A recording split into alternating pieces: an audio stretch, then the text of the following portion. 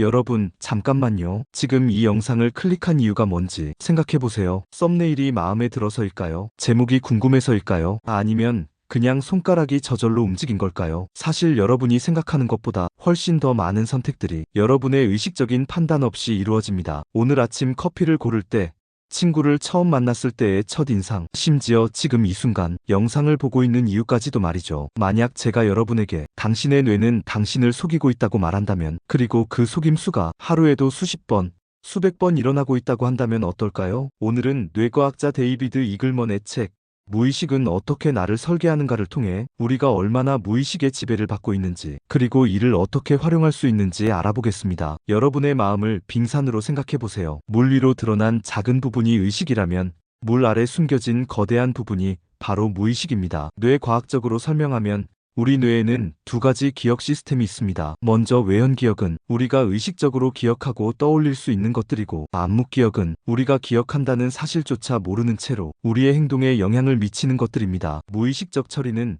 0.5초 만에 일어납니다. 반면 의식적인 판단은 몇 초에서 몇 분까지 걸리죠. 다시 말해, 여러분이 이 사람 괜찮은 것 같은데 라고 생각하기 훨씬 전에 여러분의 무의식은 이미 그 사람에 대한 평가를 끝내놓은 상태입니다. 이글먼은 흥미로운 실험 사례를 소개합니다. 참가자들에게 여러 사람의 사진을 보여준 후 나중에 다시 그 사진들을 다른 사진들과 섞어서 매력도를 평가하게 했습니다. 결과는 놀라웠습니다. 참가자들은 이전에 본 사진의 사람들을 더 매력적이라고 평가했는데, 심지어 그 사진을 본 기억이 전혀 없다고 답한 사람들도 마찬가지였습니다. 이것이 바로 단순 노출 효과입니다. 친숙한 것을 선호하는 우리 뇌의 특성이죠. 생각해보세요. 같은 브랜드의 제품을 계속 사는 이유는 뭘까요? 왜 자주 가는 카페가 더 맛있게 느껴질까요? 암묵적 연합 검사는 우리의 숨겨진 편견을 드러내는 강력한 도구입니다. 예를 들어 참가자들에게 비만인 사람 사진과 부정적인 단어를 같은 버튼으로 분류하게 하면 반응 시간이 빨라집니다. 반대로 비만인 사람 사진과 긍정적인 단어를 연결하면 반응 시간이 느려지죠. 이는 우리 무의식 속에 비만은 부정적이라는 연관이 자리 잡고 있음을 보여줍니다. 의식적으로는 절대 그런 생각을 하지 않는다고 말하는 사람들도 마찬가지였습니다. 더욱 정교한 실험도 있습니다. 참가자들에게 특정 종교에 대해 좋아요 또는 싫어요 버튼을 클릭하게 하는데, 이때 마우스의 움직임을 추적합니다. 놀랍게도 많은 참가자들이 좋아요라고 답했지만 마우스는 먼저 싫어요 버튼 쪽으로 움직였다가 되돌아오는 패턴을 보였습니다. 사회적으로 바람직한 답변과 진짜 속마음 사이의 갈등이 손의 움직임으로 드러난 것이죠. 사람을 평가할 때에도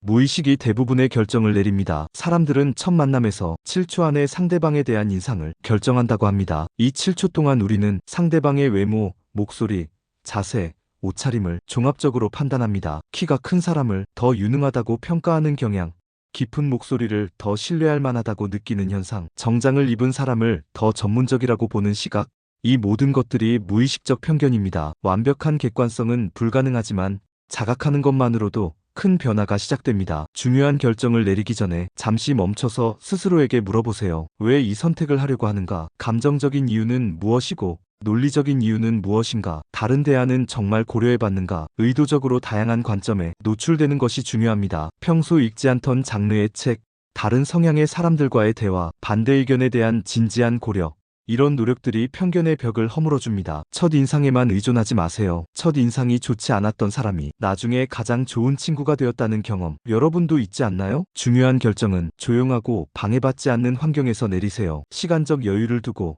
가능하면 믿을 만한 사람의 피드백을 구하는 것도 좋습니다. 결국 우리가 깨달아야 할 것은 완벽한 이성이라는 것은 환상이라는 사실입니다. 우리는 감정적이고 직관적인 존재이며 그것이 꼭 나쁜 것만은 아닙니다. 중요한 것은 무의식과 의식 사이의 조화입니다. 무의식의 영향을 인정하되 맹목적으로 따르지 않고 의식적 사고의 한계를 인정하되 포기하지 않는 것이죠. 자각하는 것만으로도 우리는 더 나은 판단을 할 수 있습니다. 완벽하지 않아도 괜찮습니다. 조금씩 더 현명해지는 것으로도 충분합니다. 이번 주 동안 여러분의 선택들을 관찰해보세요. 중요한 결정을 내릴 때마다 잠시 멈춰서 내 무의식이 어떤 영향을 미치고 있을까 생각해보세요. 우리의 마음은 복잡하고 신비롭습니다. 하지만 그 복잡함을 이해하려는 노력 자체가 우리를 더 현명하게 만들어줄 것입니다.